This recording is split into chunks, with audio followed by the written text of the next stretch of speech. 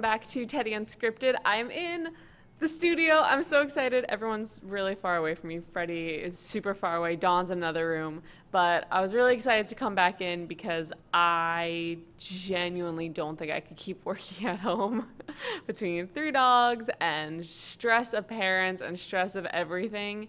It has gotten to a point where I am cracking, and I was like, yep, nope, staying just far away from everyone in the studio sounds a whole lot better than being cramped in my house. But we're being, if you've seen Dawn and Freddie's show, we're spraying everything down, we're not touching each other, being as safe as we can be at this point, to be interesting to what'll go on in the future.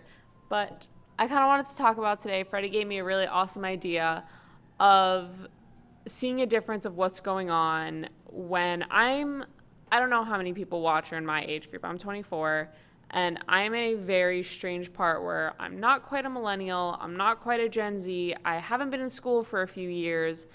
I'm at the point where I now have about 5 years of experience, production, 1 year in, a job of production, 4 years in school, and I'm at the point where you should be, this is great, this is perfect. I've been in an internship for over a year.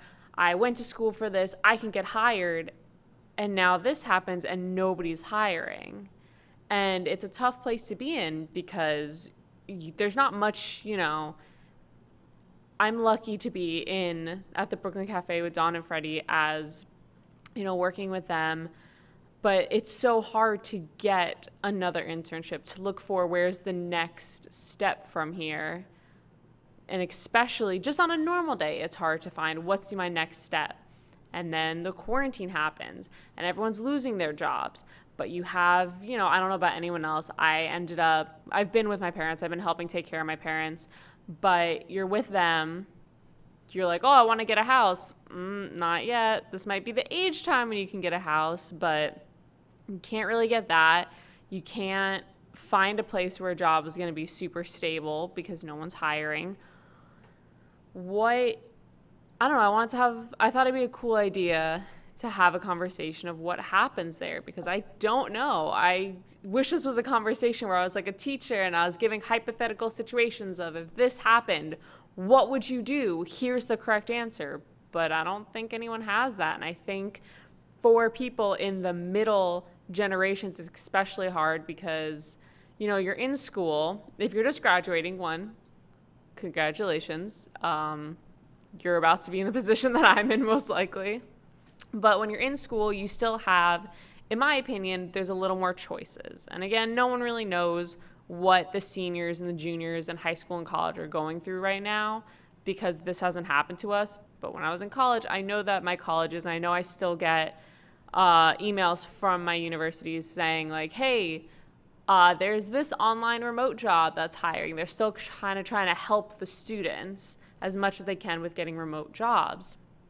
So when you're a student, you have a little more resources. You have your teachers, you have the connections. You're probably still in a college town where the town is a little more accommodating for people who they understand are students, don't have a lot of experience and all that. And then there's a quarantine, let me help you. When you're more of an adult and you're like, oh, I already have a career. If you end up having to lose your job because of this, you still have fallbacks from, I have 10 years experience as a career. But what happens when you're in the middle? I'm asking, I don't know. What happens when you're in the middle?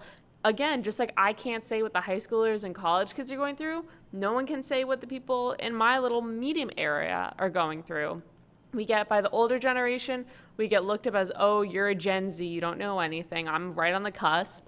As from the Gen Zs, we get looked up to as like, oh, you're an old millennial. You're getting looked at strange from every direction. And there's no foresight of, and again, this isn't just us, this is everybody, there's no foresight of where do we go from here? Am I just supposed to hope and pray that at the end of this quarantine, some miracle TV station is going to be like, oh my gosh, we have 30 openings for positions. Come join us. Of course we want someone with only 5 years experience. Or am I supposed to believe the negative of, this is going to be it for a while. We're just going to be kind of coasting with what we can get. Nobody knows when this is going to end, and nobody knows when this does end is everyone just, no one's going to be as big as they were. No network is going to be as big as they were because everyone's adapting now. You're realizing, oh, we don't need this many people. Oh, we don't need 10 people to do sound and 5 producers and this and that. So they might end up lowering the crew permanently. It's a thought of, I don't have a fallback of being able to go back to school because I'm already out. I would have to, pay to go in and have a whole new application, everything. I don't have the fallback of years and years of experience doing my one career. And at some point, it's really scary, and it's something that you can't, it's one of those things that you want to go to your parents and you want to say, Mom, Dad, like, what do I do? I'm scared for my future. I want to make money and try and move out and help you guys. And I want to, if you're like me, my parents don't work, they're retired. So I'm like, I want to help you guys pay for things. No one's getting paid right now, but you can't get paid. But on the other side of things, you want to go to them and be like, I need help. What do I do? And they don't know. Maybe your grandparents who were in the Depression know, but even then, it's a whole different situation of their thing was there were no jobs to get. Our thing is you cannot go out. It is not safe to go out. And then what do you want to do of, it's one of those two sides of every coin. What if you're in a position where you own a house? I was talking to one of my boyfriend's neighbors the other day. You own a house, you have a career, and then all of a sudden you can't work, and everyone's saying you have to stay home, you're going to be safe, which you do. Please stay home. I realize, especially after that conversation, really made me realize how privileged it is to be able to say, like, stay home, don't work. It was kind of a, shot myself in the foot of like, wow, I really do sound privileged because he was telling us that. He's like, I can't. If I stay home, I'm not going to talk too much about him. That's his private life. But if people like him stay home, they have jobs where you can't stay home. You stay home and don't work, you don't have money to pay rent. You don't have money for your mortgage. You don't have money for your bills. And just like Dawn and Freddie were talking about this morning, it's a point of, it's not a forgiveness. It's not like, don't worry about it for the next few months. It's don't worry about it for the next few months, but on the 4th month, we're collecting 4 months. And if you don't have it now, you're most likely not going to have it in 4 months. You're not going to have 4 times it in 4 months. So, I'm lucky enough that my parents have the money. I have been able to be living at home. I'm just helping them with groceries and bills and trying to save up money for God forbid if anything happens. But what happens with some of our producers live, in an apartment? How do you pay the rent when you can't work now? I work at a bar part-time, and my bar has been closed down for months. And, luckily I've taken position here and I have savings. But what do you do? There's nothing you can do. There's nothing you can say, and there's nothing that people can really say to you. My generation is very big on, oh, you have a problem, you should go to therapy. We're very psychologist positive, which is awesome. I think you should continue to go to therapy. But now, again, we're at a point of like, what's your therapist going to say? What are they going to say that's going to make you feel better? They're going to, there's nothing they can do but lie to you. And I hate to say that, but nobody knows the truth. So all they can do is lie and make you feel better. And all you can kind of do is lie to yourself and make you feel better. There's no true outlet that any of us have of, yes, this is going to be much better. What's the glimmer of hope that we have? And I don't mean to sound negative, because I think there is always hope. There's always a future. If you continue going, I want to be one of the people that in the history books, they say like these people went through this hard time where they couldn't work and they kept going and they had, to go through all their savings. They were eating peanut butter for however long and they kept going and this all brightened up and it turned beautiful. And that's awesome. And I want that. I truly, genuinely want everyone to be in the history book as one of the people who persevered and said, yes, we did that. We lived through that. And I want to be able to tell my grandkids. I want to be that old crotchety grandma who tells your grandkids, oh, I'm so sorry to walk to school today. I lived through a global pandemic. You poor thing, But it's hard to keep up the positivity. I know a lot of people say meditate. I can't meditate, guys. I'm sorry. Jean, Slick Speaks, I'm sorry. I can't meditate. It doesn't come out positively for me. And be sure, I'm in the studio today. You can actually call in 888-994-4995. You can call in and, yell at me. Be like, you're way too negative. This is what you need to do to be positive. Yell at me for a glimmer of hope or whatever. And my hope right now is just pure spite. To tell you the truth, it's pure spite that at the end of the day, I will be in the history books as one of the people who, said they lived through a global pandemic, and just one more little star I got, gold star on my list or whatever. But what can we do through all the negatives? What are we doing with, man, how am I going to find a job after this? Because that was already a stressor. Before this happened, that's a stressor for everyone. After school, how am I going to find a job? After my internship, how am I going to find a job? After this job that I have that I'm not really a fan of, and, I don't want to be a server, a bartender, or, a online salesman, or I don't want to be on a pyramid scheme for the rest of my life. How do I find a job after that? And at some point you get stuck in a rut. That's already a fear. So what do you do when there's a pandemic? What do you do when, after all that fear starts to come down, you're like, oh, if I go outside, I could get really sick. You have to find the positivity in it. And it's hard to find the people who are going to tell you the truth. And sometimes, at least personally, I like to hear the truth, even if it is a little depressing, of like, yeah, no one knows what's happening. I'm someone who very much likes science. I'm a big science medical believer. I do believe in that you can add spiritual things onto science to make it more effective. I believe that if you're being treated medically correctly and you want to add something like CBD or essential oils or spiritual Reiki, if you want to add that onto your medical, like, that is awesome. And I'm a full believer in that. But I personally believe that science will come first. And what do you do when the scientists don't know what's going on? When your doctor doesn't know what's going on? When the conspiracy theories are spinning in your head of like, is this biological warfare? Is this from a lab? Is it really from a bat? Which I hope not, because I love bats. I know they're in the bat. I know I just did a show about how much I love them, and I know they're in the bat right now, but I love bats. I'm sorry. But who do you believe? And at this point, I think all I can think to do, and the only answer I can think, is go online and start learning things. There's a lot of free universities, and I know a lot of personal trainers, universities, online schools are giving out free classes and free lessons to try and help everyone just stay sane. I've started using an app to learn a new language, because at least when I come out of this, I'll be a little more employable, saying, hey, I'm kind of bilingual. I'm kind of, I'm conversational in this language. And it's getting there. It stinks. I'm not speaking it to anyone except for my boyfriend, who's learning with me yet, because I'm terrible at it. But I'm getting there, and it's something that you can add on to your employment to give people a little bit more oomph. Because right now, the best thing we can do is just add as much to your resume as you can, so when that comes out, and instead of having 30 free jobs at a company, they have 2 jobs, but like, hey, your resume's that much better. Now maybe you've learned another language. Maybe you took a free course and got Google certified, which isn't that hard. If you have time, you should get Google certified.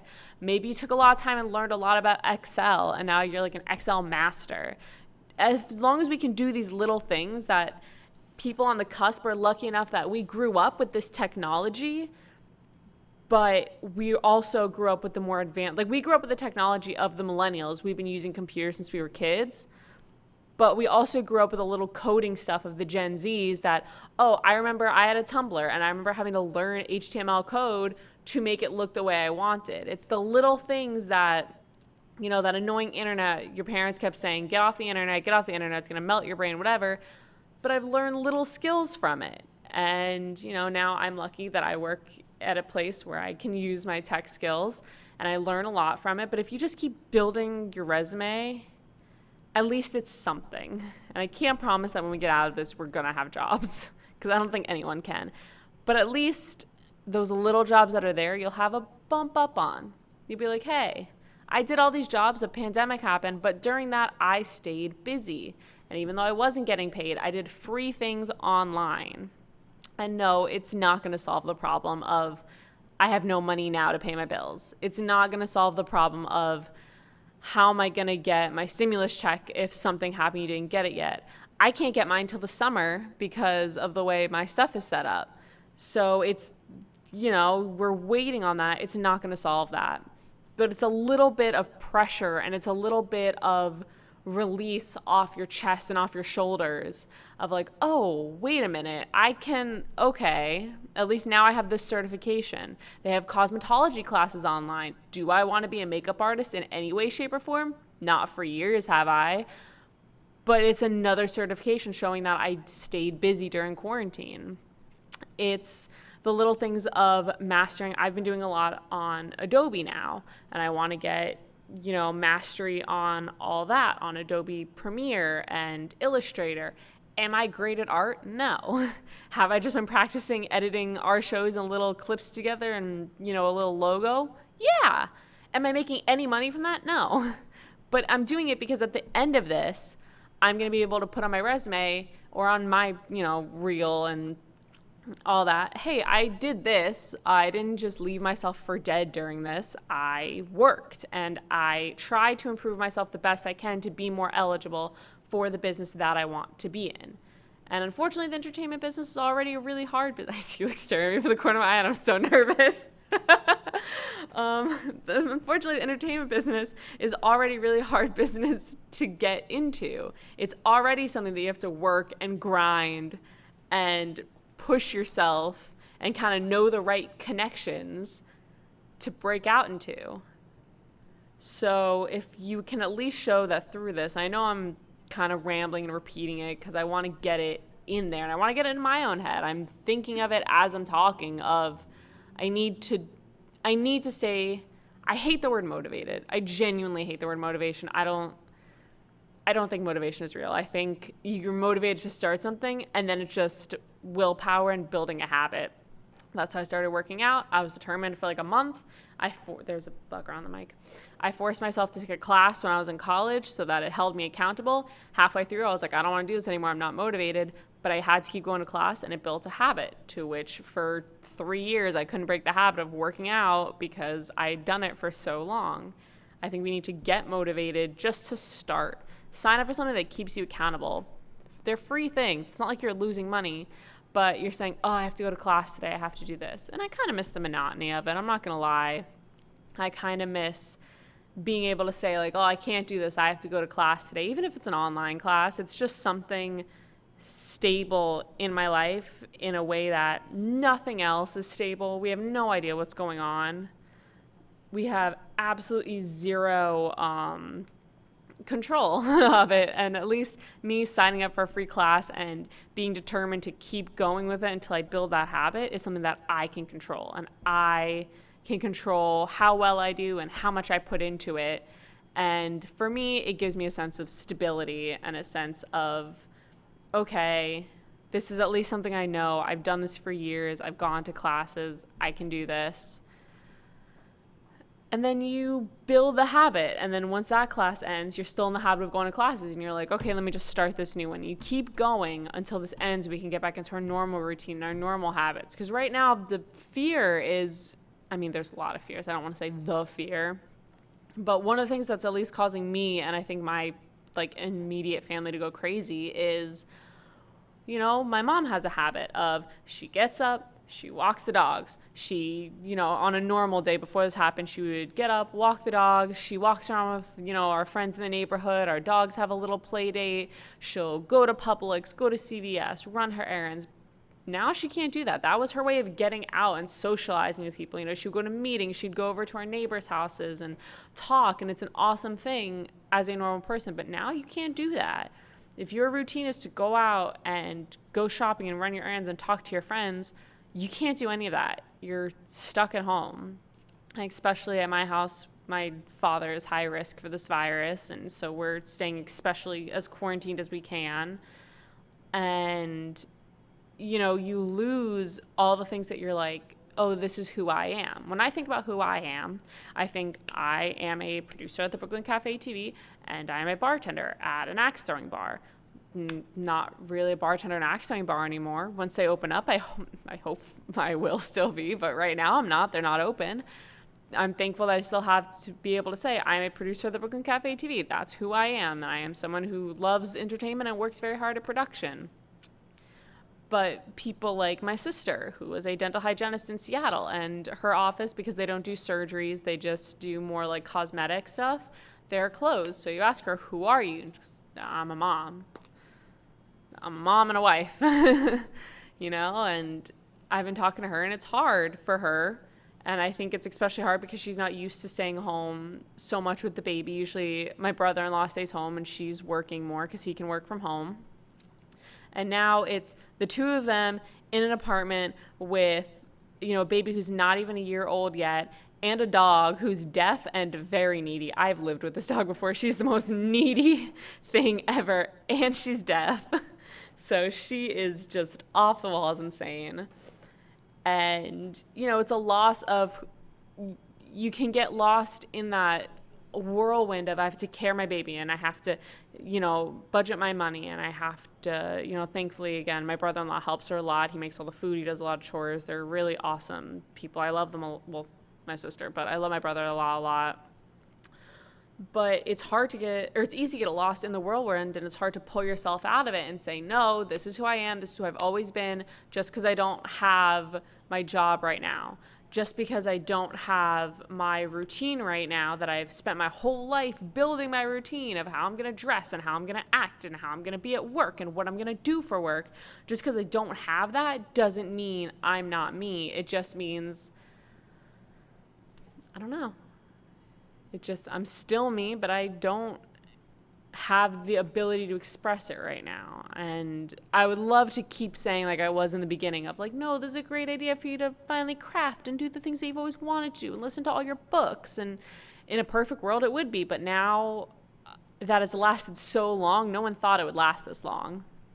And so now we're all here and saying, ooh, like we're still here. And like, okay, I painted my flower pots. That's the craft I wanted to do. And like, okay, you know, made soap. That's something I want to do. And like, I've made a bunch of candles, and oh no.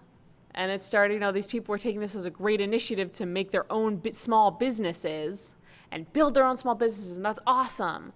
But then there's the other side of it of like, yes, I'm going to put money into my small business, and I'm going to work at it. I'm going to work really hard to make these amazing creations. And that is awesome.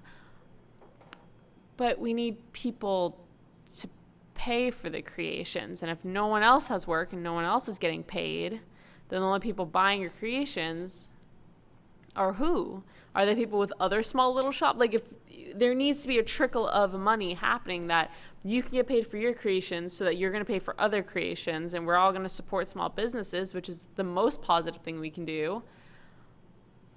But how's the first person that's starting the money trickle getting the money? Is it just someone who has the money to blow on things? I just went to Thomas Farms right on Clintmore on 441, an amazing local farm. They had boxes of vegetables that they were selling for $10.